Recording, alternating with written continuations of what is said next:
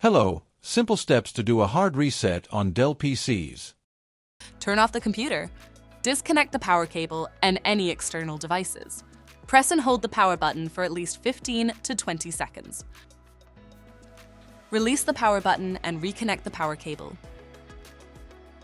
Turn on the computer. To power drain a Dell laptop with a removable battery, turn off the computer. Disconnect the charger and any external devices. Remove the battery from the system. Press and hold the power button for at least 15 to 20 seconds. Release the power button and reinstall the battery. Reconnect the charger and turn on the computer. If your laptop does not have a removable battery, you'll need to reset the real-time clock instead of performing a power drain. Turn off the computer, but keep the charger connected.